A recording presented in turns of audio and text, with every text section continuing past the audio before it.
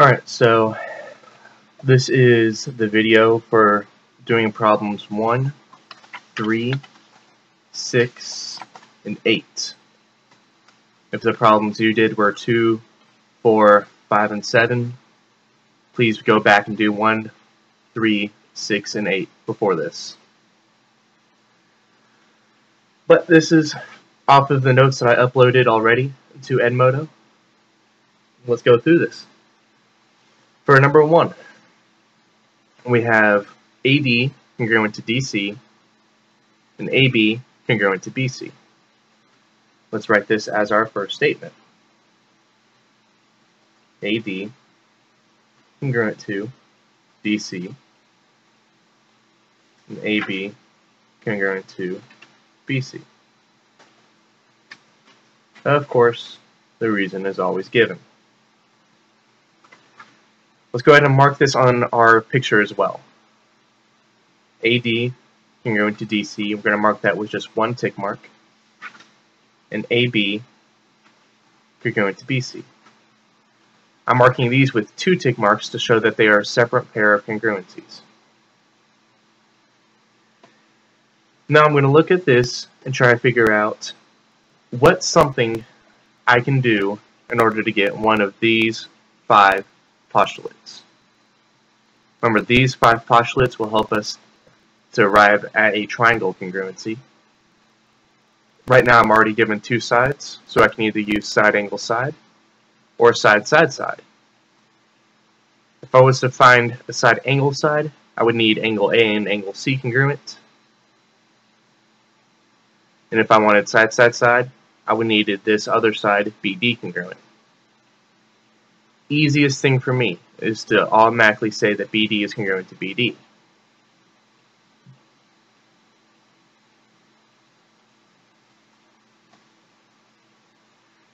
Now the reasoning, if I look over here to my reason bank, one right up here, the reflexive property of congruency.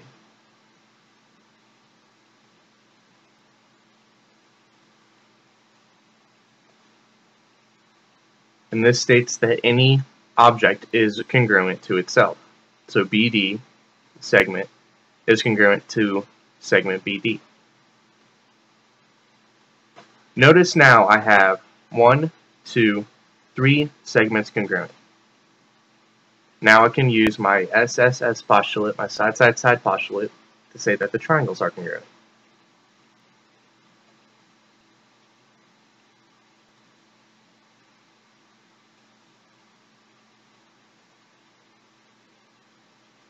I know they are congruent by the side-side-side postulate. And remember, you need to say the reflexive property of congruency and side-side-side postulate. Other than that, that is how you would do number 1.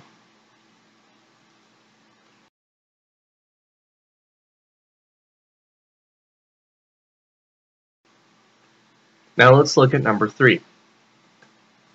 We have given angle BD is congruent to angle B is congruent to angle D, and segment AC bisects angle BCD. So what all they give us here will be our first statement. Angle B is congruent to angle D, and AC bisects angle BCD. Our reason is given. Something I always suggest doing, of course, is taking what you are given and labeling it in your picture. B and D are congruent, so I'll label that in my picture with 1 congruency mark. And then AC bisects BCD. Remember, if a segment bisects an angle, the angle is bisected. So what it means is it's going to be bisected into 2 congruent parts. If this BCD, this big angle right here, is bisected, the 2 congruent parts will be angle 4 and angle 3. But before we use this, we need to state that. So let's say that angle 4 is congruent to angle 3. We know that because, like I said, the angle is bisected. So let's go down our reason bank all the way to definition of angle bisector. Definition of angle bisector.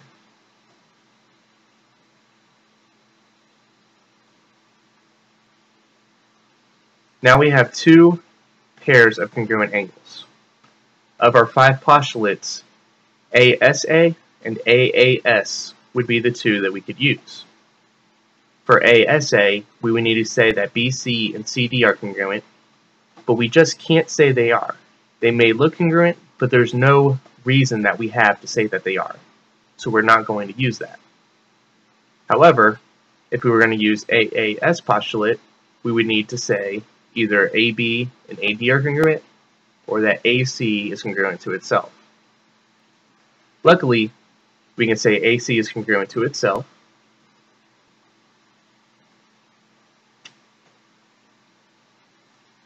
because of the reflexive property of congruency.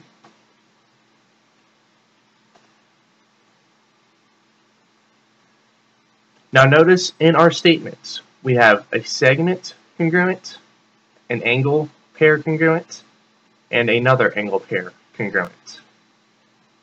So now we can use the postulate we were wanting to use to say that ABC is congruent to ADC, triangle ADC,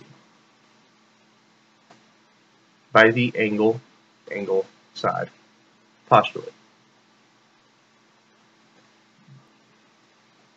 Now remember, it does not matter what comes first, as long as you have these three before this. If in your proof you had AC congruent to AC before angle 4 was congruent to angle 3, that works out. Because angle 4 congruent to angle 3 is not dependent on AC being congruent to AC. However, the triangles being congruent is dependent on these three happening first. So we need these three first before we can say the triangles are congruent. And that'll be it for number 3.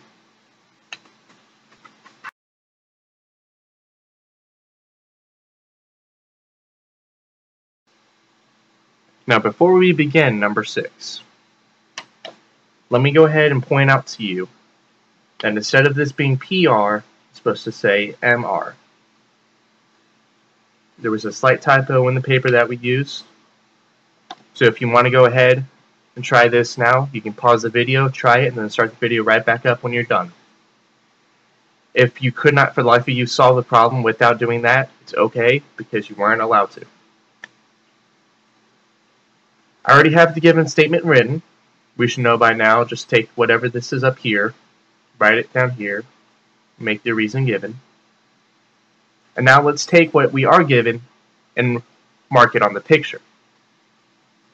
If n is the midpoint of MR, remember the definition of midpoint. A midpoint is a point that bisects a segment into two congruent parts.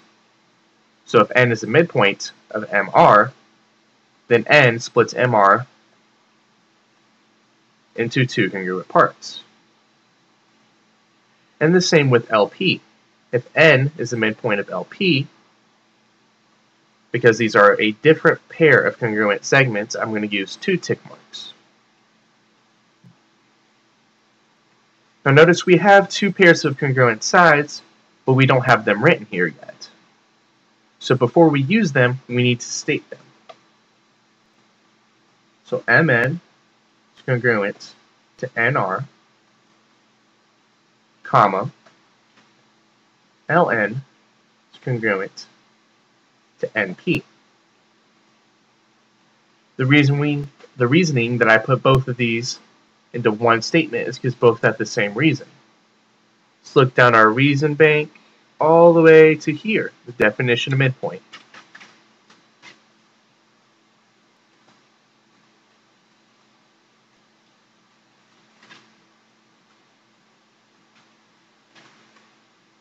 Alright, so now I have 2 sides congruent. Meaning I can use either my side angle side or my side side side postulate. If I wanted to use my side angle side, I would need angle 1 and angle 2 congruent. Luckily, we can go ahead and say they are congruent. If you notice with angle 1 and angle 2, they are vertical angles. And if you remember, all vertical angles are congruent. So here, we can say, first, the angle 1 and angle 2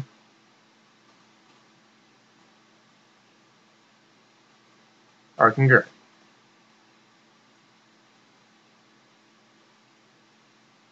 And that's not the definition, but if you look over here, that'll be your vertical angles theorem.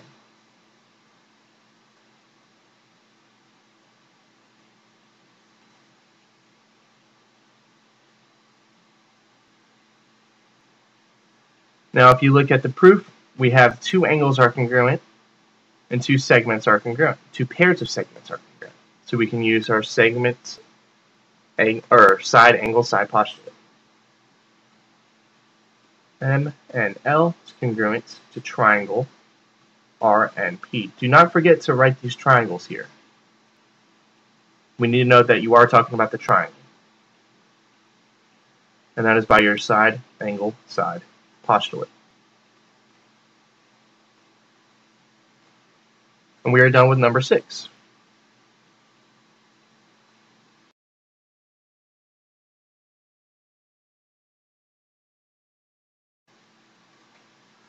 Alright, so let's look at number 8. It's the last one of this set. Go ahead, whatever they have us given here, let's go ahead and write down. ML is parallel to PR, and this is what that symbol means, that they are parallel. And LN is congruent to NP. Yep. The next step I suggest is go ahead and marking what they gave you. LN and NP are congruent, and ML and PR are parallel. And if you remember, we denote that by having arrows facing the same way on both lines. Well, if these lines are parallel, we can use one of our special angle theorems. Corresponding angles, alternate interior, alternate exterior, same side interior, and same side exterior. Well, any angle you see here is going to be in the interior, so we're either going to use alternate or same side. But LP and MR, as our two transversals, are only going to allow us to use alternate interior angles. So I'm going to go ahead and say that L and P are congruent, because we are alternate interior angle theorem. Again, we know this, but let's write this down in our statement, because that's what we need as our criteria to say the triangles are congruent. So angle L is congruent to angle P. And that is by your alternate interior angles theorem.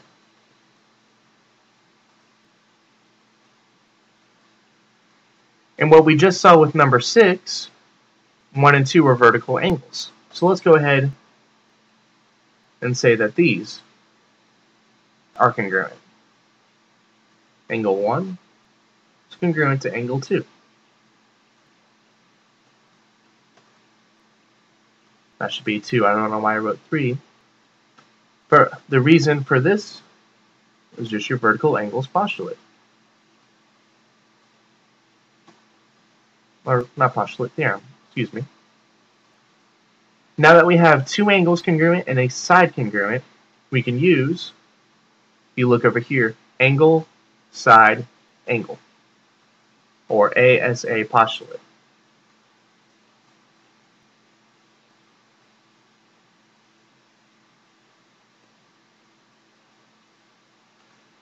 Whew. And I made the mistake. The ASA postulate goes over here. This is where you say the triangles are congruent. MLN is congruent to triangle. M doesn't have anything marked, neither does R, RPN But notice we're trying to prove that segments are congruent. And we can easily prove this once we know the triangles are congruent. So ML is congruent to segment PR. C, P, C, T, C, which, if you remember, is corresponding parts of congruent triangles are congruent. ML and PR are corresponding. The triangles MLN and RPN are congruent. Since they are corresponding parts of congruent triangles, they are congruent. And that's it for number 8 and all 4 of the proofs you guys should have practice on.